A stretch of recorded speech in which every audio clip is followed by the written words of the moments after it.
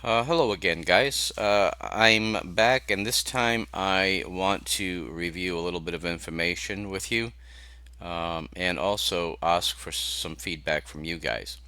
I'm not sure if you guys know, but I do have a website that I created quite a long time ago. It has a lot of content, and it's called seniortechandtravel.com. And it's just as the name implies. It's I designed it originally for seniors who um, could use some hand-holding, I guess, and instruction when it comes to uh, technology, and also travel information. So if I have been to a particular location, uh, I provide information on that location, some travel tips, things like that. I've had the good fortune to be able to do a lot of traveling throughout my business career, and I have also traveled extensively, for normal vacations, pleasure vacations.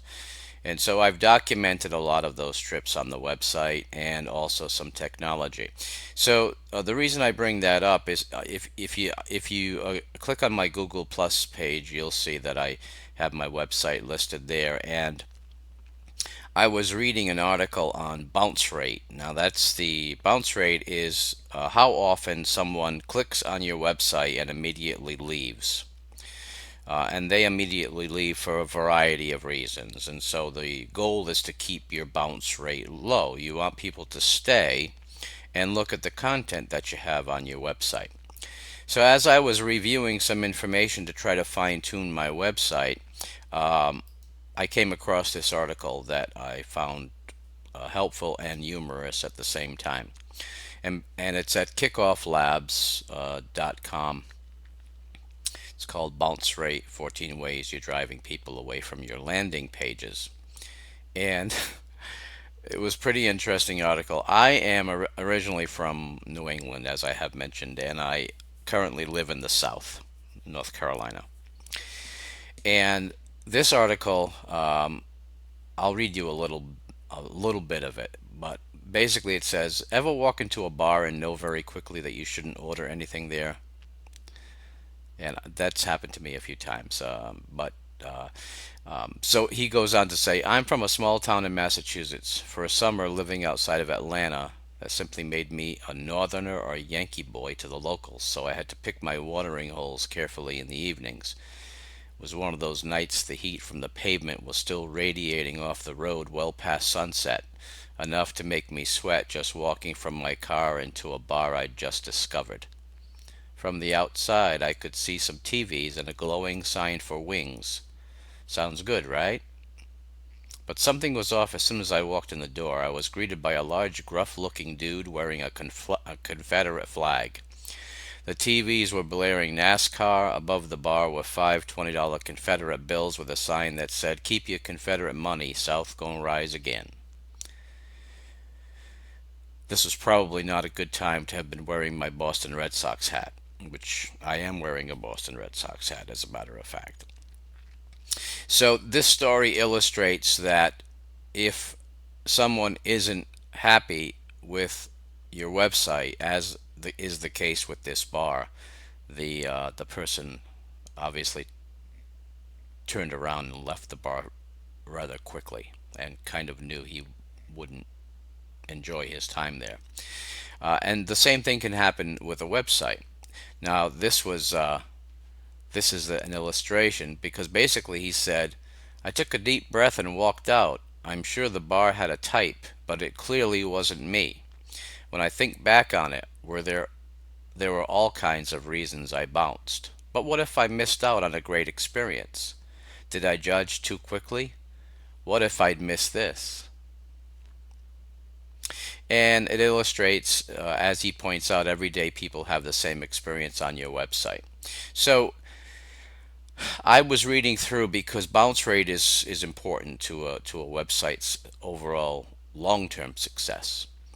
And people, as he says, people give up after about 4 seconds. So there were a couple of tools here to rate your website. So I clicked on them and I'll show you what I found. So if I type in the name of my website,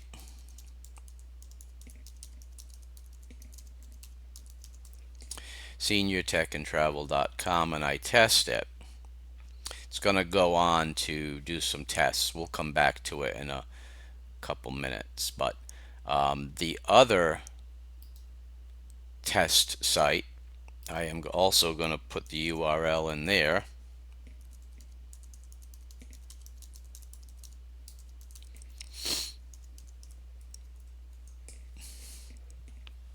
And start the test. So my website, because it is tech and travel related, it is rather graphics intense, and I have made it a habit to compress the image files before I load them to the website to try to help them load faster. Now let's go back and check and it looks like it is done. I've got a score of 78 out of 100, but it's telling me that my website is slower than 76% of all tested websites, which I'm assuming is not good. So it looks like I still have a little bit of fine tuning to do. Now the load time, 6.56 seconds. That's for the landing page, which my landing page has a lot of graphics. I may have to rethink the configuration of my landing page to minimize graphics and see if I can get a quicker load on the first click. The second test hasn't shown anything, and I'll end up redoing that.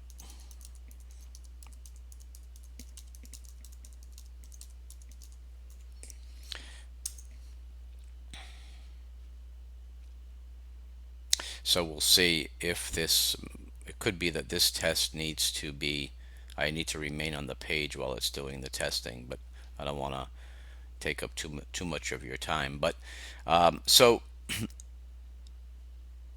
this is my website. I'm going to, well, you guys can actually be a better judge because you'd be signing in for the first time.